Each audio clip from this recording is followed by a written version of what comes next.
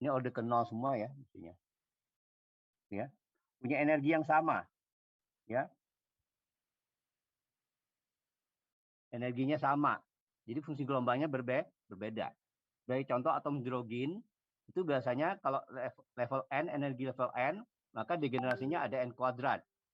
Contohnya level 2, N2, energinya adalah minus 13,6 per 2 kuadrat. Nih ya. Jadi minus 13,6 per 4 elektron volt. Ya. Tapi energinya ada berapa? Energinya ada 1, minus 13,6 per 4 elektron volt itu. Tapi fungsi gelombang terus vektornya ada 4, N kuadrat kan? Yaitu si 2, 1, atau kita catat dulu ya. Ini.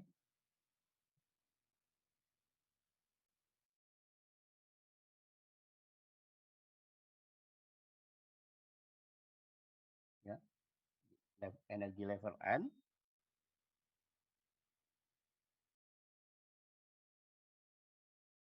N, atom H ya. Ada degenerasi. Maksudnya adalah misalnya contoh N sama dengan 2, maka EN-nya per 4 elektron volt. Ya. Kemudian state vektornya ada 4.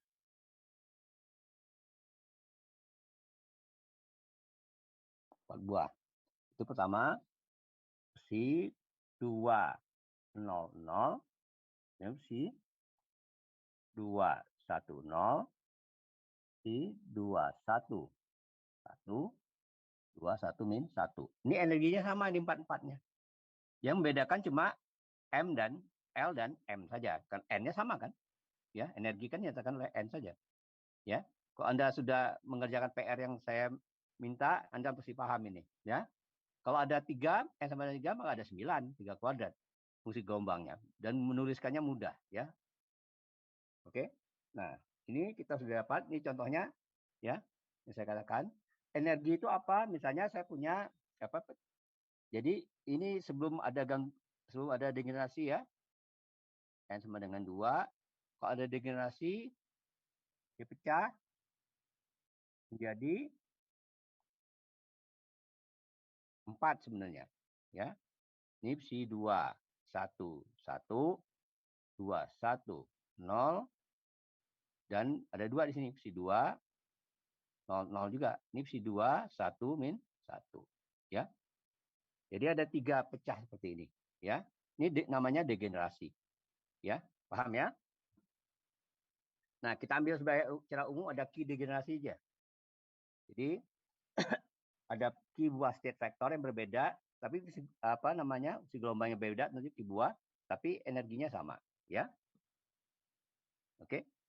Namanya Q-fold degeneration. Nah, problemnya pada teori perturbasi yang kita bahas kemarin, ya, yang bebas waktu di order satunya. Coba lihat order satunya. Ya, lihat ini. Ya, sisi N1-nya order 1. Kalau N dengan J-nya berbeda, tapi nilainya sama, maka ini super nol kan, tak berhingga kan? Ya, jadi si N1-nya tidak bisa didivisikan kalau di sisi ini. Paham ya masalahnya? Jelas? Yep. Ya. Jadi super nol, jadi tak berhingga ini. Karena koefisiennya 0 tak berhingga dikali si N0. Nah, kita bersyukur di sini kalau degenerasi seperti ini, karena ini bebas waktu ini. Ya, tidak bergantung waktu, maksudnya waktu. Maka fungsi gelombangnya mudah, kita tinggal mendiagonalisasi aja, ya, karena dia bebas waktu. Jadi untuk order 1, perturbasi order 1, pada kasus degenerasi, dia menghasilkan apa? Koefisien diffusi gelombang tak berhingga, kita sekarang tinggal apa? Mendiagonalisasi lagi. Diagonalisasi artinya apa? Halo? Diagonalisasi atau mencari nilai eigen itu artinya apa? State vector eigen artinya apa? Sudah saya jelaskan berkali-kali. Halo? Diagonalisasi itu artinya apa? Sebelum ini juga sudah. Ini juga hasil diagonalisasi untuk perturbasi yang kasus non-degenerate. Non-degenerate-nya. Maksudnya kalau saya diagonalisasi artinya apa secara fisis? Anda langsung bayang apa? Kebayang ini Pak, yang terbagi menjadi 3 ini tadi. Bukan. Apa itu untuk kasus ini? Oh, secara umum aja. Kurang tepat. Hasil pengukuran dari observable ya. Terus apa? Teruskan. Itu sih Pak. Kalau saya mikirnya seperti rangkumannya gitu, dibuat dalam tanda kutipnya bentuk matriks. Bukan. Ada lagi yang lain? Kalau diagonalisasi secara matematik apa dulu? Secara matematik aja dulu, enggak secara fisikanya. Mungkin kalau Anda nggak paham fisikanya, matematiknya dulu. Diagonalisasi itu gimana caranya? Saya punya seperti ini. N buah, vektor eigen, saya diagonalisasi. Artinya apa? Saya mencari basis ortogonal. Ya, kan? Ya, Pak. Iya kan? Itu jangan lupa, itu matematik ya. Jadi mencari basis ortogonal. Ya, fisisnya adalah Anda pengukuran nilai eigennya, pengukuran pada nilai eigennya, itu fisisnya. Udah? Ada pertanyaan lagi nggak? Ada pertanyaan nggak? Itu jangan Anda lupa itu. Jadi kalau gitu, saya tinggal cari basis baru dengan cara mendiagonalisasikan. Kenapa diagonalisasi untuk kasus ini ya, yang non bebas waktu ya, ampuh. Ampuh karena dia tidak berubah kalau sudah ada diagonalisasikan karena dia bebas waktu begitu terus. Sedangkan diagonalisasi secara perhitungan ya itu mudah, kita masukkan komputer aja bisa kan, memecahkan persamaan linear aja dan basisnya bisa ya, ada ya itu ya. Anda tahu kalau saya kasih n vektor, cari diagonalisasikan atau carilah ortogonalnya, vektor ortogonalnya. Anda gunakan apa namanya? Kalau di matematik namanya apa? Proses Gram-Schmidt. Masih ingat? Halo? Schmidt. Gram-Schmidt, masih ingat ya? Masih Pak. Oke, jangan lupa itu ya. Itu sama saja, ada kita tinggal pakai aja. Ya. Nih, mencari basis di subruang terdegenerasi aja, ini Bensky itu. Jadi yang kita diagonalisasi yang ini aja. Ya. Yang ini aja, ini ada Q buah. Ya. Jadi basis ini kita diagonalisasi baru lagi. Ya. Jadi caranya sorry. Jadi saya generalisasi itu sebenarnya pada hakikatnya adalah mencari nilai eigen dalam basis yang lama karena tidak bergantung waktu. Basis lamanya ini yang saya lingkari ini. Dalam ruang Q saja. Ya. Caranya kombinasi linearkan, kemudian masukkan kemana? Ke persamaan eigen. Paham ya? Ini persamaan eigennya. Anda bisa baca ini persamaan eigen nggak? Iya, Pak. Iya, oke ya. Jadi, Anda diagonalisasikan ini. Jadi kita balik lagi persamaan Schrödinger. Saya pakai yang diagonalisasi itu kasus degenerasi itu pakai bar ya, PN bar ya. PN bar ya, itu anunya. Jadi di yang baru dia diagonal ya, nih. Ya. Jadi nilai pengukuran H1-nya diagonal dan lainnya diagonal ya. Oke. Jadi persamaan Schrödinger awal H0 sama gangguannya. Nah, PN bar itu PN yang diagonalisasi tadi yang ini ya. Anda tinggal cari ANI-nya ya. Masukkan. Jadi H1 PN. Ini adalah ini H1 PN bar sama dengan EN. 1 PN1 P dan N itu dari 1 sampai Q. H0 tentunya solusinya ada EN0. Kalau Anda walaupun basis baru pun karena dia kombinasi linear dari basis lama tetap nilai eigen kan karena memang persamaan eigen yang H0 itu kita ketahui. Ya. Jadi EN1 itu apa? EN1 ini. Ini. Ya, yang dikotakkan ini. Paham ya? N itu dari 1 sampai Q. Ya. Kita masukkan order 1, H1, jadi ini. Ya. Kemudian H1, PN1-nya kita masukkan, ini, PN bar, ya, sorry. Jadi ini. Nah, kita pecahkan bagi persamaan ini. Jadi EN1 kita keluarkan karena angka aja. Ya. ANI itu adalah koefisiennya harus kita cari tentunya. Ya. Kemudian persamaannya kita jepit dengan IP0 ya. P itu dari N1 sampai Q juga. Ya. Di sini, jadi ini, dan ini persamaannya. Ini persamaan nilai eigen. Ya. Dalam ruang Q. Q buah. Ya. Jadi ada Q yang terdegenerasi aja. Yang tidak degenerasi nggak perlu. Itu kan seperti biasa lagi kan. Jadi persamaan eigennya ini. Paham ya? Jelas? Ya, Pak. Sampai sini nggak ada pertanyaan? Nggak ada. Oke. Jadi kita cari persamaan ini, kita degenerasi sebenarnya. Yang ini yang saya kotakan yang merah ini. Ya, mudah sekali. Ya. H1PI itu apa? Itu 1PQ. Tentunya itu nilai. Ya kan? H1 yang dijepit itu maksudnya nilai ini sama dengan ini nih. Ya. Paham ya? Iya, Pak. IP1-nya, IP1-nya itu EP1-nya sorry, itu nilai eigennya atau lambda kalau bisa tulis ya biasanya ya. Matrik A minus lambda delta Y ya, ANJ gitu ya. Gitu ya. Lanjutkan contohnya langsung ya ke efek star. Kenapa tidak efek Zeeman? Contohnya kan efek Zeeman mudah. Efek Zeeman itu gangguannya kan sebanding dengan LZ kan, operator LZ. LZ itu kan operator eigen, jadi M aja langsung selesai keluar. Tapi kalau efek star tidak LZ, dia beda dia. Coba Anda lihat. Efek star adalah medan E luar elektrik yang konstan kita kenakan kepada atom hidrogen. Maka H1-nya atau apa interaksinya seperti ini. Interaksi dipol nih ya. Anda paham itu interaksi dipol? Iya, Pak. Oke. R kali medannya ya. R dot E. Jadi cos itu theta, ya theta itu ada R dan TE, ya. Nah, sekarang kita nyatakan dalam spherical harmonic, ya fungsi Y, YLM. Ya, kalau Anda sudah mengerjakan PR yang diberikan asen, anom, ya untuk atom hidrogen, Anda paham maksudnya, ya. Y00 itu maksudnya YLM ya di sini ya simbolnya. L itu bilangan kuantum apa? Ini sudut dan M itu orbitalnya. Ya. Di Y00 maksudnya L0, M0 itu seperakar 4pi aja. Itu ada tabelnya, Anda nggak usah hafal. Ya, dikasih tabel kalau ada itu diberikan. Ya.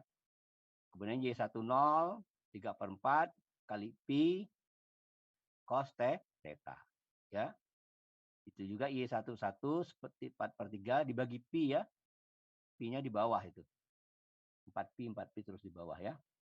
Pekat I pi sin theta Y1 min 1 minus itu ya. Sudah di tabel seperti itu ya. Spherical harmonic. Jadi saya bisa nyatakan cos theta itu seperti apa? Y10 ini Anda lihat ya. Yang hijau itu. Ya.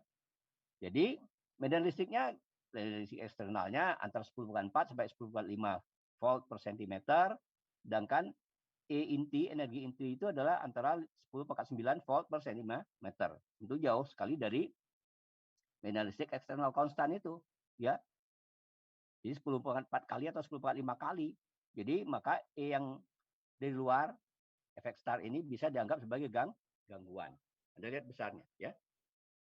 Jelas ya? Nah, Anda lihat di situ. Jadi fungsi gelombangnya ada 4. Si 200 nyatakan dengan bentuk Y00 seperti itu ya.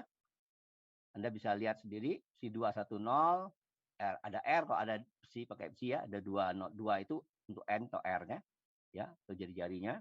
Tapi dalam kuantum N ya. Kalau dalam kontinu R koordinatnya per R. Kemudian dan berikutnya ada 4 ya fungsi gelombang yang terlibat untuk kasus N sama dengan 2. Kenapa apa nggak diambil S3 atau 4? Sama saja ngerjakannya, tapi panjang karena N3 ada 9 buah mestinya ya. 3 kuadrat. Kalau 4 16 buah. Nanti matriknya berapa? Yang degenerasinya ada 4. Jadi matriknya berapa? 4 kali 4. Kalau 9 ke 9 ya lumayan juga nyarinya ya. Kita kerjakan yang paling rendah N2 aja ya. Yang penting apa Anda paham. Udah ya ini ya. Oke, nah ini persamaan yang ini tadi. Yang merah ini. Ya, saya masukkan dan lihat di situ. Ya. H1PI minus E1PP. Di sini P-nya sampai Q, tapi kalau dalam kasus kita P-nya level 2 jadi sampai 2 kuadrat. Jadi Q-nya sama dengan 2 pangkat 2, 4. Jadi 4 kali 4 triknya. Ya. Paham? Ini persamaan eigen yang ini tadi, jadi ini. Nilai eigennya E21 ya, E21 ada 4 buah. Jadi ada 4 buah akar di sini, 4 buah nilai eigen. Ya. Paham? Iya. Oke, ini harus kita cari tuh. Semua matrik ini kita pecahkan, kemudian kita dapatkan koefisien A11, A12, A13, A14.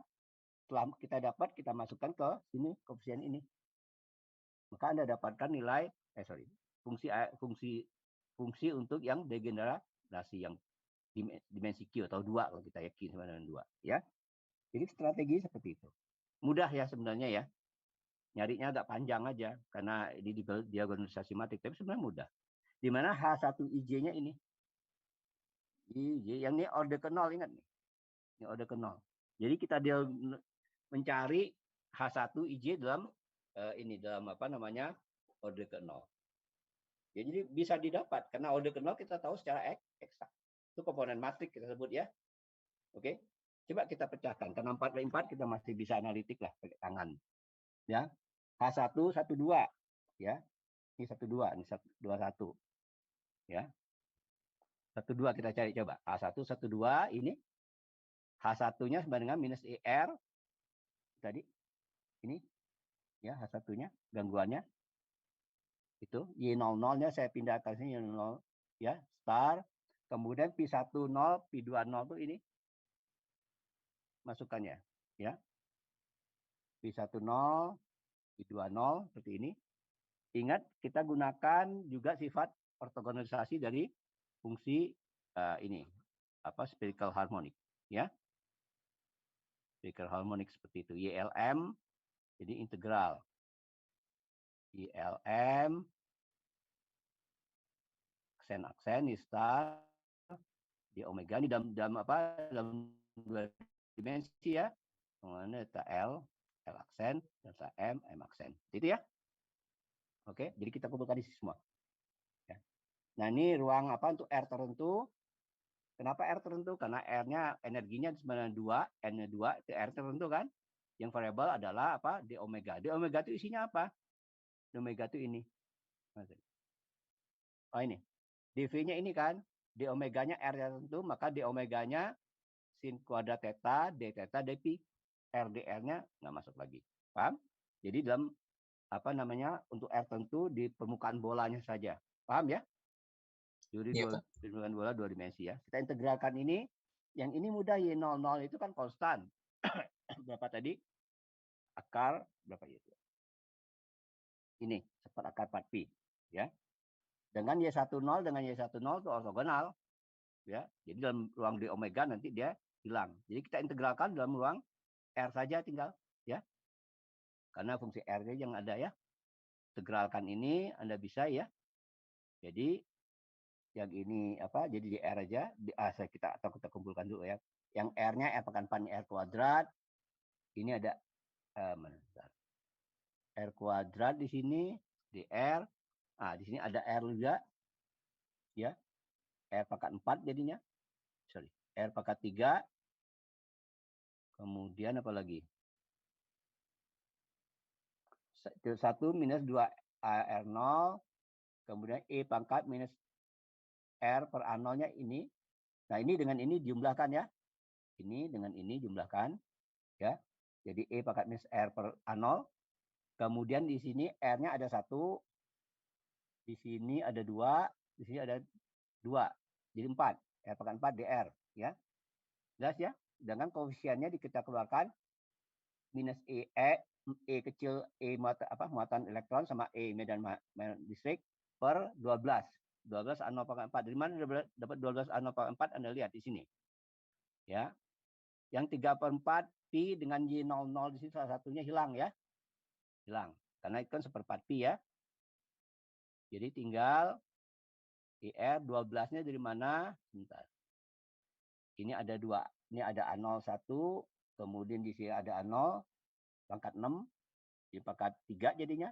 Ini pangkat 4 jadinya A0-nya. Jadi di sini dengan sini A0 pangkat 6 akar, pangkat 3, A0 pangkat sini pangkat 4. 12. 12-nya di 2. Ini 2 dengan 6 ada 12 juga. Akar 12, ini ada akar berapa itu? Jadi 12 ya. Jelas ya ini ya. Yang ini Y10 dengan Y00 sudah kita ambil di akar 1/4 pi per akar 4 pi ya, sudah ya. Jadi Y10 seperti saya katakan dia ortogonal 1. Ya, jadi kita tinggal integralkan ini mudah ini. Ya, ambil substitusikan R per A0 itu sama dengan X, integral jadi ini. Ya, mana tadi? Nah, ini sudah saya kerjakan. Ya, ini. Ya, maka ini integral apa? Fungsi apa nih? Fungsi si gamma. Ya, si gamma nilainya ada. Ya, nilainya. Ya, saya dapatkan jadi 3E. Jadi integral H1 komponen 1 2 3E kali E medanalisir ke A0. A0 itu adalah jari-jari bor pada N sama dengan 0. Ya. Udah ya? Jelas? Jelas enggak? Halo? H1 komponen 1 2 dengan H1 komponen 21 sama besar. Ada pertanyaan di sini. Ini cara integral biasa ini. Halo? Hah? Tidak ada, Pak. Nggak ada, bagus. Nah, kemudian dengan cara yang sama, kita cari yang H1, komponen 11, 22, dan berikut yang sisanya. Itu 0 aja semua. Mudah mencarinya, karena itu ada fungsi ganjilnya. Jadi kalau fungsi ganjil kita integralkan satu integral, ya, dia 0. Ya, jadi yang lainnya 0. Jadi kalau gitu komponen matriknya ini tinggal. Ya. Dan solusi yang persamaan sama ini, saya balik lagi ya. Ini ada jika dan hanya jika determinan dari matrik ini sama dengan 0. Ya. Jelas? Ini kebetulan mudah ini, yang lainnya komponennya 0, tinggal diagonalisasi matrik 4x4 sampai seperti ini. Mudah ya? Bisa ya? Kita tinggal yang matrik yang yang di bawah itu, dia kan komponen 0, kecil di diagonalnya kan, E2 minus E2 itu ya. Order 2, order 1 nih ya. Pada N sama 2, order 1. Jadi, yang di atas itu kita diagonalkan matrik 2 kali 2. Ya. Bukan yang di atas, yang di bawah justru. Ini yang di atas nih. Ya.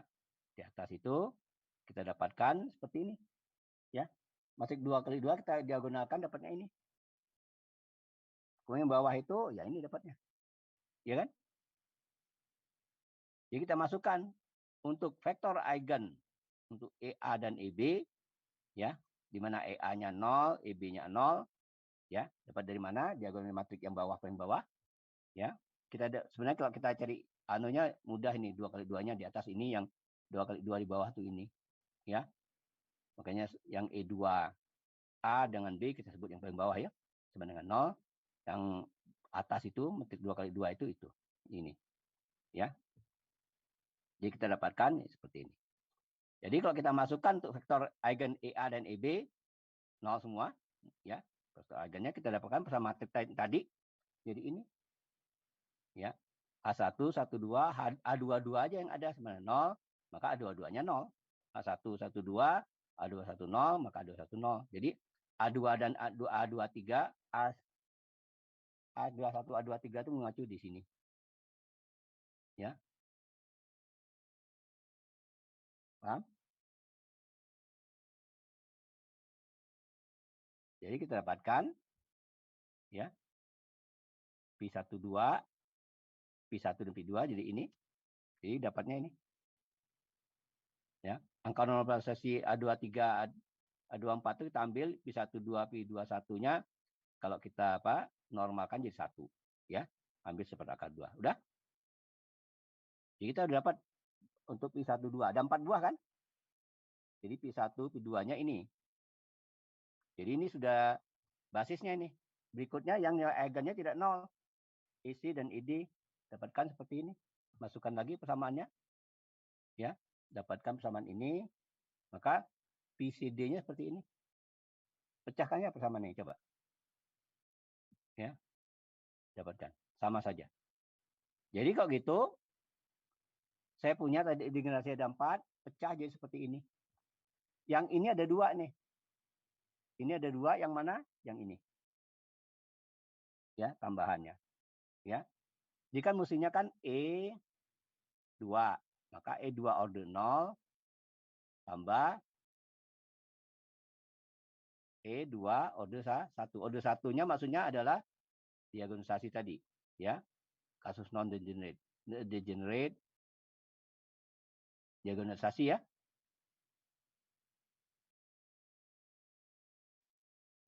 Dapatnya ini. Ya. Jadi ini ada 2, ini ada yang plus. Lihat ini. Ada yang minus. Plus ke atas. Jadi ada 4, sekarang pecah. Oke. Jadi perturbasi pada kasus degenerasi untuk order 1 saja itu memecah apa? Memecah degenerasi sehingga hilang degenerasinya. Jadi ya seperti itu. Paham? Order 1 aja. Order 2 kenapa? Nggak perlu order 2. Kenapa? Order 2 ini artinya lebih halus saja lagi seperti yang awal. Kalau nggak ada degenerasi, atau order 2-nya ada. Tapi lebih halus, lebih kecil. Halo, ada pertanyaan? Mau tanya tadi Pak, memastikan sih sebenarnya. Berarti ya kalau misalkan untuk yang order 2, untuk yang kasus degenerasi itu dikarenakan saking kecil nilainya sehingga splitnya itu nggak kelihatan gitu ya Pak? Bukan nggak kelihatan, kita nggak cari. Oh. Kalau mau nyari yang saya tadi, seperti awal yang kasus non-degenerate aja. Kalau degenerasi order 2 masih ada, pecahkan lagi order 1 lagi. Yang seperti ini. Jadi kalau ada degenerasi, karena koefisiennya tidak terdivisi, kata Berhingga tadi, kita harus cari apa? Diagonalisasi. Ini contohnya yang tadi. Order 1 aja. Order 2 kalau ada Pak, boleh. Kalau dia ada, kan kita degenerasi lagi kan? Apa kita degenerasi lagi kan? Kalau nggak ada degenerasi gimana? Cari order 2 seperti biasa. Nggak ada degenerasi ya seperti biasa aja. Jadi kalau gitu kesimpulannya gimana? Kalau dia non-degenerate, kita pecahkan seperti yang sudah kita lakukan. Ya, order 1, 2, 3, 4, sampai order berapapun asal Anda tahan nyari. Kalau degenerate, karena koefisien tak berimbang, maka diagonalisasi lagi. Cari basis baru. Ya, kalau bahasa matematik ya. Kalau dalam bahasa fisikanya cari apa? Yang kasus pengukuran yang pasti atau eigen value. Sudah? Sudah Pak, terima kasih Pak. Ada lagi yang lain? Halo? Lagi yang lain nggak? Oke, jadi yang kasus ini sudah ya. Ini kasus N3 contohnya. Saya bisa gambarkan ada 9 buah. Ya, efek Zeeman maupun efek apa? Ini, ya. Nah, sekarang kita lihat keadaan seleksi. Mungkin Anda tahu keadaan seleksi? Anda dapatkan keadaan seleksi karena apa? Ada spektrum. Anda masih ingat spektrum atom hidrogen? Dari Balmer, Paschen, dari apa lagi tuh? Ya, masih ingat nggak? Iya Pak. Oke, dia itu kenapa muncul ini apa namanya spektrum seperti itu? Karena ada transisi dari keadaan yang lebih atas, eksitasi, ke keadaan lebih bawah. Dan keadaan seleksinya apa? Masih ingat nggak? Atau Anda belum belajar itu ya? Delta M 0 dan plus minus 1 aja, paham? Masih pernah belajar itu nggak? Dulu di fisika modern ada sih Pak. Iya, fisika kuantum juga ada, tapi nggak diajar ini ya, karena itu sebenarnya ada kan? Nah, kenapa pertanyaan dia transisinya 0, delta M-nya 0 plus minus 1 aja? Nggak plus minus 2, plus 3. Anda tahu maksudnya? Karena seksinya diajar itu aja kan? 0 dan plus minus 1 aja ya? Halo? Iya Pak. Anda? Hah? Iya Pak, katanya sih karena forbidden state gitu. Bukan forbidden state. Jadi, kenapa kadar seleksi 0 dan plus minus 1? Karena gangguan kita, kalau dalam rang tensornya, dia rang 1. Ya, jadi gangguannya vektor. Contohnya tadi, efek Zeeman. Efek Zeeman itu kan vektor dengan vektor kan? E itu kan vektor. R-nya juga vektor. Nah, sorry, efek star. Dengan efek Zeeman juga vektor kan, B konstan kan? B dan magnet B kan konstan, itu vektor kan? Karena gangguan vektor, maka delta M-nya 0 dan plus minus 1. Di kuliah ini nanti kita pelajari gangguan yang bukan vektor, yang tensor secara umum. Maka delta M-nya tergantung rang dari tensor. Apa itu nanti saya berikan. Ya. Jadi keadaan seleksi bergantung gangguannya. Sektor, tensor, kalau skalar, delta M-nya 0, nggak ada transisi. Ya. Ada transisi tapi ke state yang sama atau energinya beda, kita lihat dulu. Ya. Tapi kalau dia vektor 0 dan plus minus 1. Kalau tensor rang 2, 0 plus minus 1 dan plus minus 2 ada. Dan berikutnya, yaitu dinyatakan dalam teorema Wigner dan Eckart yang kita pelajari. Jadi kalau gangguannya dipol atau vektor, maka untuk teorema Wigner Eckart, maka delta M-nya 0 dan plus minus 1. Diberikan itu ya, ada alasannya. Coba waktu di fisika kuantum, biasanya kita ambil aja dulu. Karena apa? Ya jangan merumitkan mahasiswa, yang ada aja dulu lah. Ya. Nah ini untuk N3 dan Anda bisa lihat sendiri ya. Ini ada pertanyaan lagi? Ini. Ada? Permisi, Halo? Pak. Udah? Permisi Pak, saya Oke. masih belum nangkap yang makna fisis ketika selection rule untuk kan hasil akhirnya itu kan 0 dan plus minus 1 ya Pak. Tadi Bapak nyebutkan ada keadaan vektor yang itu nah itu saya masih belum begitu nangkep Pak maksudnya. Maksudnya ini ya. Bentar ya. Saya tutup dulu.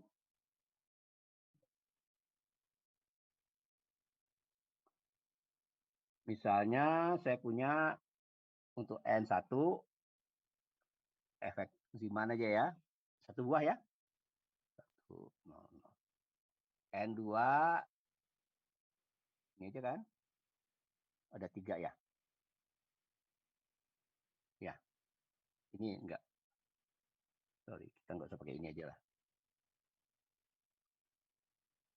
Ya, 3 kan? Ya. Jadi delta M plus 1. Efek Zeeman ya. Bisa atau efek Stark juga bisa. Ya. Maka seleksinya yang bisa itu ini boleh. Karena ini delta M-nya 0 kan? Yang ini boleh nggak? Boleh. Delta M-nya berapa? Ini M ya. Minusnya. M-1, ini 0, ini 1. Ini 0 ya. Ini boleh kan? Jadi ini adalah M-nya sama dengan min 1. Ini boleh. M-nya sama dengan plus 1. Nah ini menghasilkan apa? Energi berbeda kan? Iya Pak. Ya kan? Ini berbeda artinya frekuensinya berbeda.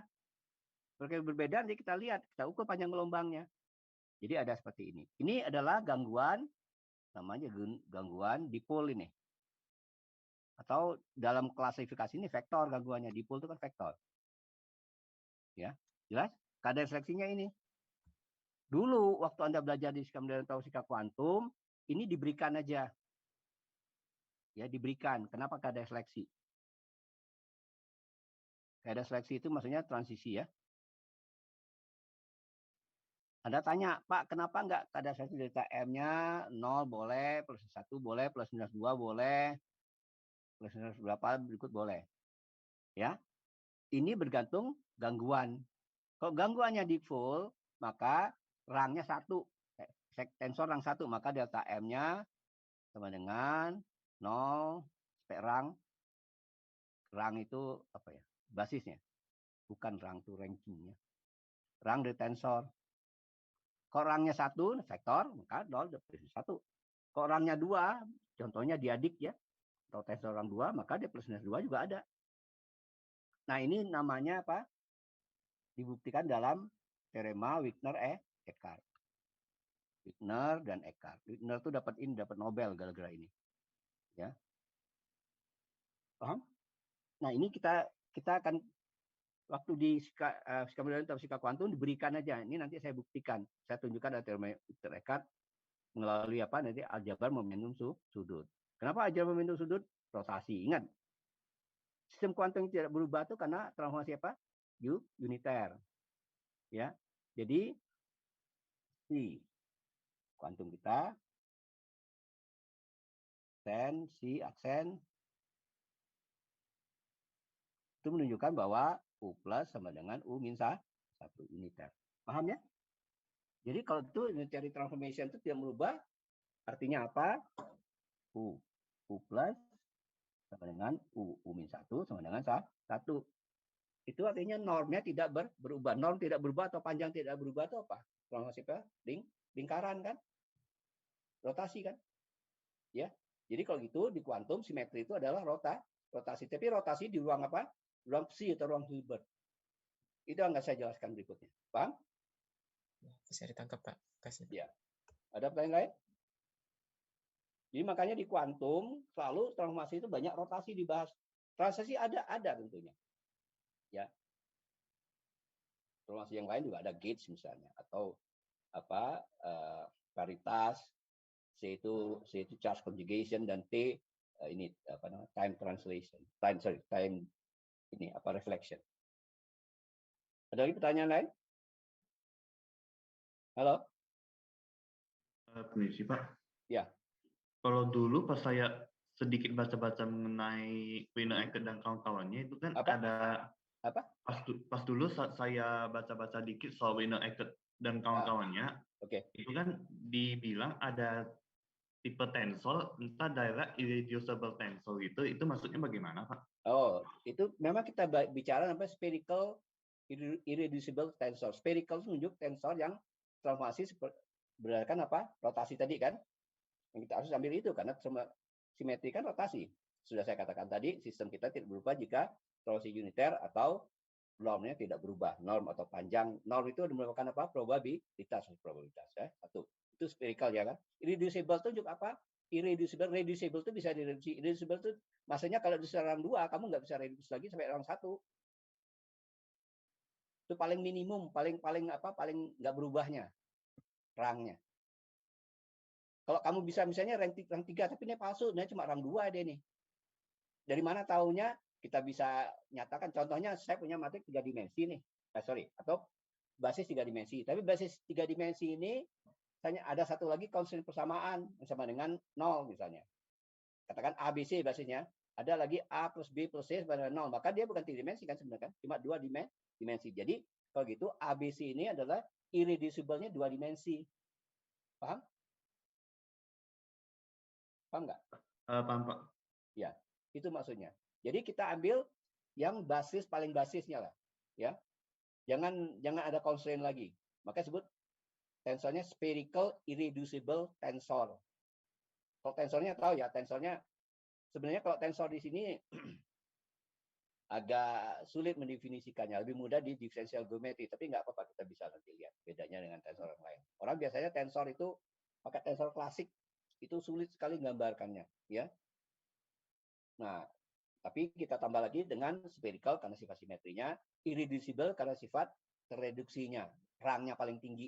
Yang rang paling tinggi berapa? Kalau dia tensor rang K, maka dia artinya tidak bisa kita turunkan jadi K-1, tidak bisa K. Tapi kita naikkan K plus 1 plus 2 bisa. Tambahkan aja lagi dengan tensor itu, tapi yang lainnya tidak bebas. Boleh kan? Ya. Tapi bisa kita reduksi menjadi rang K, ya. rank itu ranking K, ya. Ada pertanyaan lagi nggak? Nanti kita kerjakan itu semua. Kita kerjakan. Anda catat aja. Anda tinggal tanya nanti kalau nggak jelas. Halo? Ada lagi pertanyaan? Dari saya cukup Pak. Yang lain ya? Yang tadi siapa? Halo? Dari saya cukup Pak. Enggak. Tadi ada apa? Yang wanita yang tanya tadi. Halo? Ada suara wanita di belakang mau tanya? Halo? Bukan Pak, itu tadi ada background. Oke.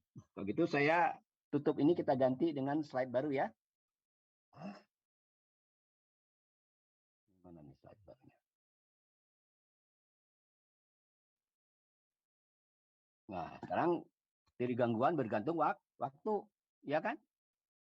Berikutnya ya. Nah, sebenarnya yang paling menarik itu dari gangguan bergantung waktu ini lebih real. Yang tadi itu cuma bagian-bagian untuk misalnya atom hidrogen, yang kasus-kasus stasioner seperti itu kan jarang kan di alam semesta. Yang paling banyak adalah bergantung waktu. Ya, ini lebih umum, lebih banyak, lebih bisa dipakai sebenarnya. Yang tadi itu itu hanya untuk kasus atom hidrogen, atom helium juga kita banyak gunakan pada saat itu. Teori kuantum masih sedang baru-barunya, orang masih euforia yang kuantum. Jadi apapun ingin pecahkan gitu kan. Yang awal-awal abad 20 itu ya. Nah, sebelum saya pergi ke sana, ya, kita lihat dulu dengan dinamika kuantum, ya. Ya sudah, nggak apa-apa. Kenapa dinamika kuantum? Jadi nanti kita bicara tentang sebentar ya. Ini mana?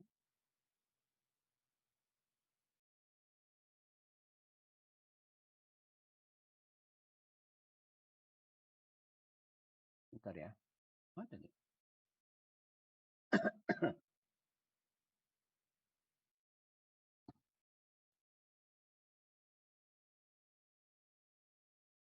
Oh ya. Ya, saya lihat bentar ya. Ini ada berapa? Oke. Ini perlu. Belum waktu kita lihat ini dulu lah. Ya, nggak apa-apa. Ini bagus juga. Walaupun tidak kita pakai di sini ya. Kita paling banyak pakai ini adalah di mana? Di ini. Di permudahan kuantum sebenarnya. Jadi di kuantum itu ada dua variabel atau dua besaran yang bisa kita, bukan besaran apa ya, untuk mengkarakterisasi sistem. Pertama adalah seperti saya katakan C, state vector, dan operator O. Kalau di klasik operator nggak ada, kita ada state-nya saja, yaitu dalam klasik R dan P. Ya, di sini ada dua. Selama ini kita selalu melihat psi ya, sama Schrödinger. Contohnya psi kan, cari kan. Tapi biasanya psi itu kalau yang atom hidrogen, atom helium aja udah mulai susah itu. Dua atom ya. Biasanya cari state vector itu susah ya.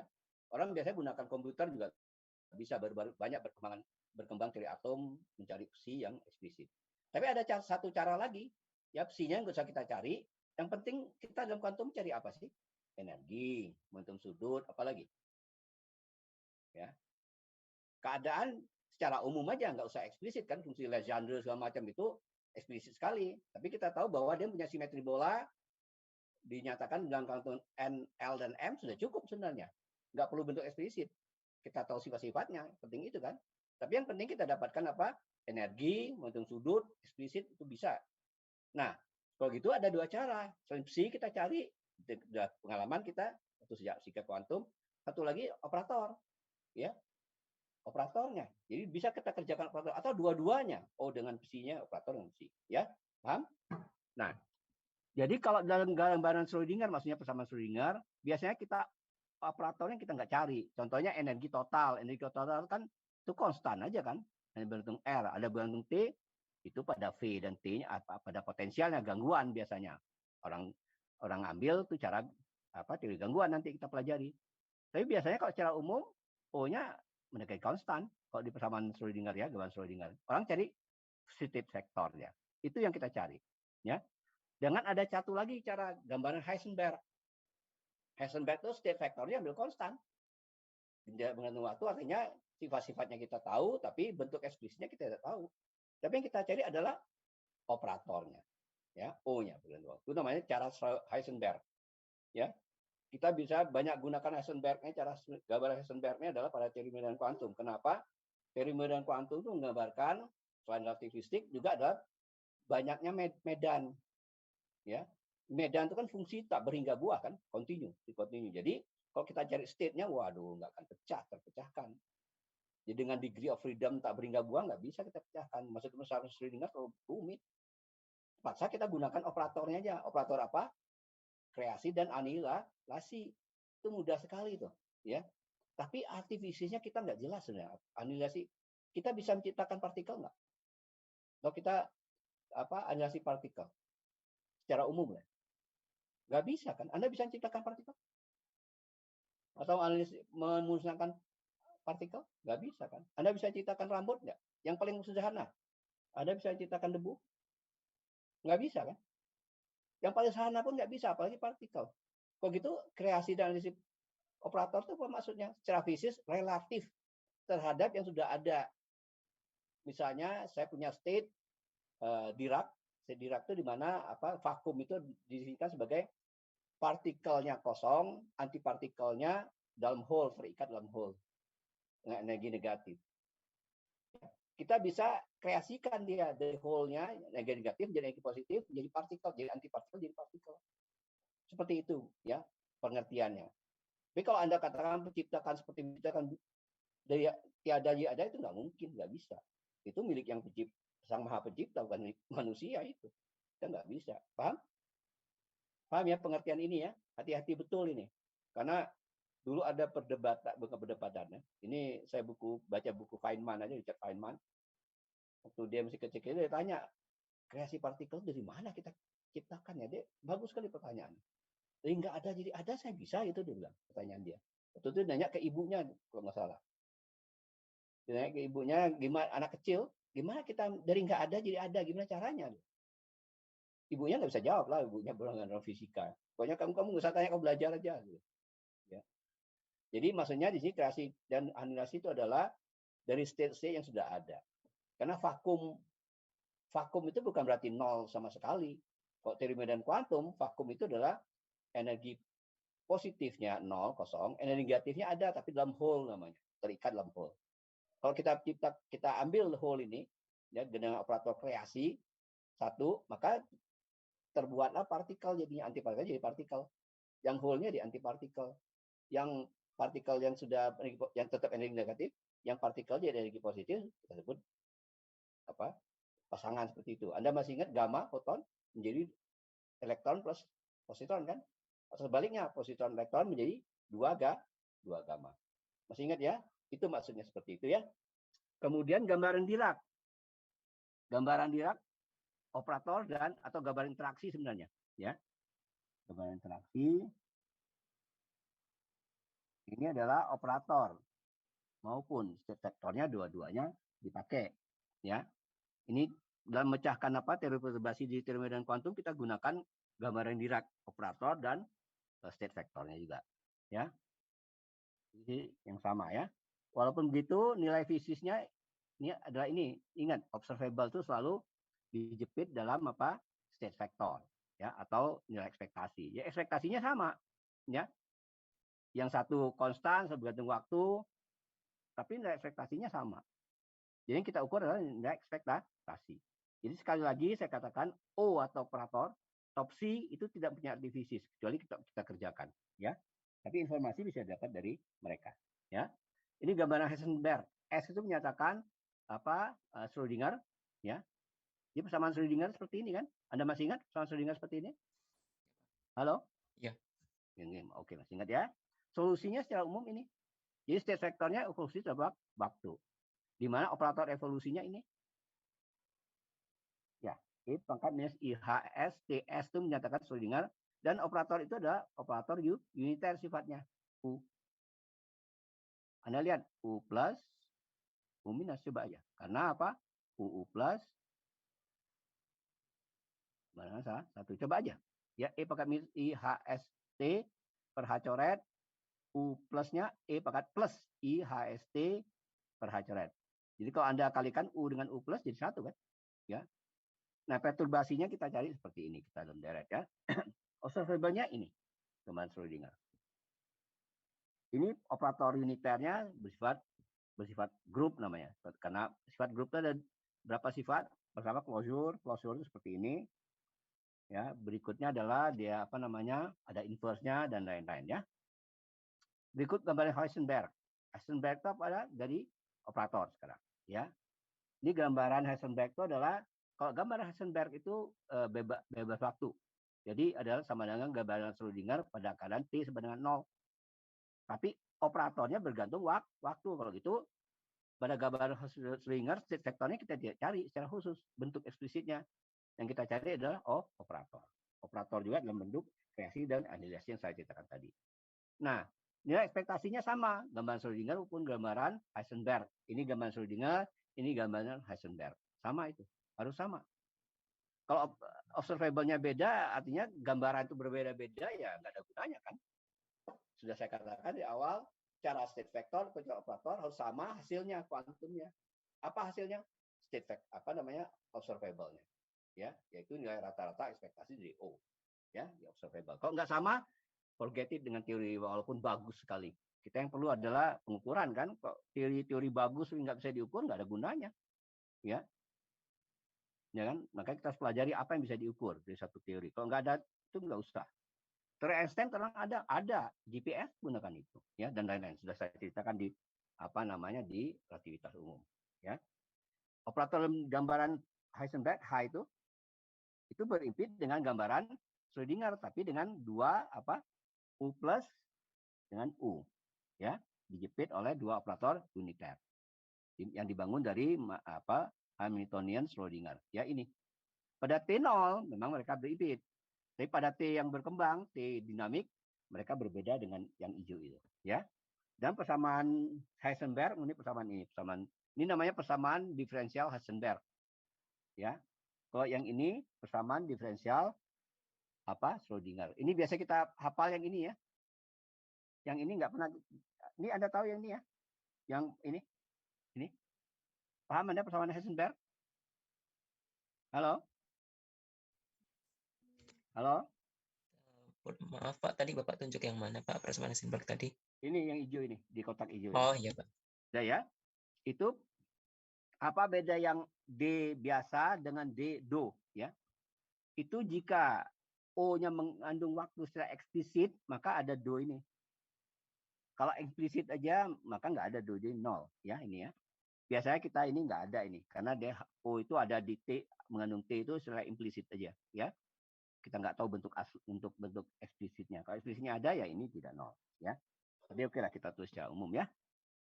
Jadi ini kita pakai sebenarnya waktu itu dalam mengkarakterisasi sistem, kan operator-operator itu komutasi dengan H-nya gimana. Kalau D0 maka kita bisa gunakan dia mengkarakterisasi sistem kuantum. Jadi operator H kalau di sini lihat bisa dibaca sebagai apa? H itu Heisenberg, H Schrödinger ya, yang awal tadi. Jadi kalau dia commute dengan H, nggak ada dinamika karena O-nya konstan, ya kan? Coba commute dengan H, DOH DT0, maka O-nya konstan. Jadi syarat karakterisasi operator untuk karakterisasi kuantum itu maka operatornya harus memenuhi persamaan Heisenberg yang 0 itu tadi ya, yang commute ya. Oke, sudah saya jelaskan juga. Berikutnya gambar interaksi ya, ini gambar Schrödinger. Interaksi ini saya katakan dua-duanya psi-nya ngandung T pakai I ya, O-nya T. Dan ini Anda bisa lihat namanya gambar Dirac atau interaksi. Yang persamaannya adalah persamaan ini. Ya, ini. Persamaannya seperti persamaan Heisenberg sama tapi I, dan juga psi-nya juga ada persamaan juga, state vector. Jadi dua-duanya ada, ya. Jadi kita pakai di teori medan kuantum, ya.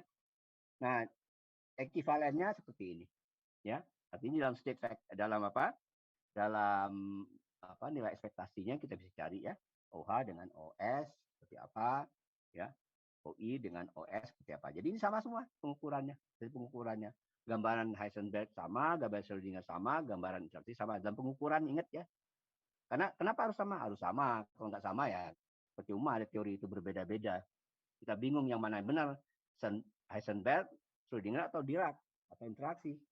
Kok harus sama itu? Kalau nggak sama gagal formulasi kita. Oke?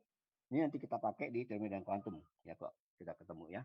Ini ada berapa formula Becker Campbell Hausdorff ini digunakan nanti pada saat membahas momentum sudut nanti ya, simetri kuantum ya. Jika matrik tidak commute maka ini juga tidak sama dengan ini ya.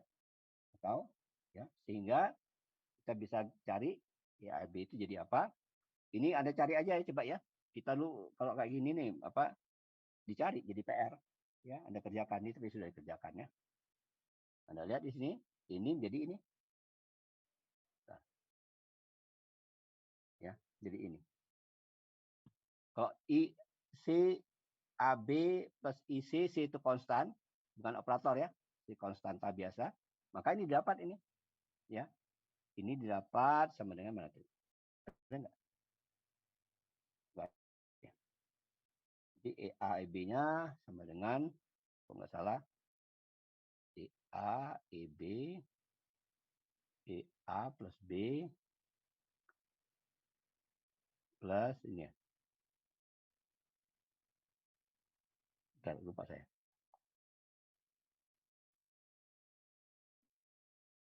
Ini kurang ini ya. EBA plus IC ya. Bisa. Konstannya. Konstan ini konstanta ya. Seperti ini ya, lupa saya. Ada faktor ini ya. Nanti saya lihat lagi ya. Oke. Enggak.